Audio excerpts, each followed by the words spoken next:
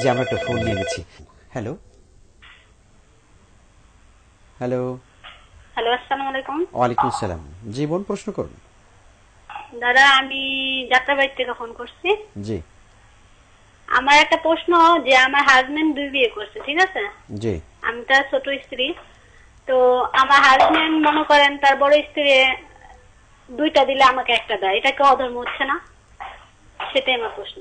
জি, অনেক ধন্যবাদ আপনাকে। আমরা খুবই জীবন ঘনিষ্ঠ প্রশ্ন, এটি সমাজের আমাদের বাস্তব চিত্র আর কি, অনেক জায়গারই। প্রশ্ন করেছিলেন যে ওনার স্বামী 2 বিয়ে করেছেন এবং উনি হচ্ছেন ছোট স্ত্রী, তো বড় স্ত্রীকে 2টো দিলে ওনাকে 1টি দেন, ইনসাফ হচ্ছে কিনা? জি। আসলে একাধিক বিয়ে এটা আমাদের দেশে হয়তো মানুষ মনে করে, কিন্তু কোরআনে তো অনুমতি আছে, যার সামর্থ্য আছে, শারীরিক সুস্থতা আছে, আর্থিক সুযোগ সুবিধা, সচ্ছলতা আছে, প্রয়োজন আছে, এই সব কিছু মিলে যদি সে একাধিক বিয়ে করে, তাহলে দ্বিতীয় স্ত্রী বা মানে তারা মেনে নেওয়াটাই উত্তম।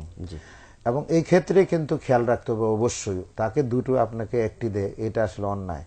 তাকে যতটুকু দিবে, যে মানের দিবে আপনাকে সেই মানের দিতে হবে। এটা আপনার স্বামীকে আপনি হয়তো বোঝানোর চেষ্টা করুন, তার সাথে ঝগড়া না লেগে, অথবা স্থানীয় কোনো আলেম ওলামা যা আছে তার সাথে যোগাযোগ করে তার স্বামী আপনার স্বামীকে জিনিসটা বুঝান যে ও যতটুকু প্রাপ্য আমিও ততটুকু প্রাপ্য সেই হিসাবে। এ ব্যাপারে কমতি করলে হ্যাঁ, তো বিভিন্ন ধরনের শক্ত কথা আছে যে হাশরের ময়দানে দেখা যাবে যে সে একদিকে কাত হয়ে উঠেছে, সেখানে এরকম হাদিসে পাওয়া যায় কিছু কিছু হাদিসে। তবে তার সাধ্যের ব্যাপারটাও দেখতে হবে। যদি তার সন্তানাদি বেশি থাকে, তার খরচ বেশি থাকে, তো খরচ বেশি দিতে হবে তাকে সেখানে। আপনি হয়তো পরে আসছেন, আপনার খরচ কম, আপনার হয়তো কম দিয়েছে, এটাও হতে পারে সেখানে।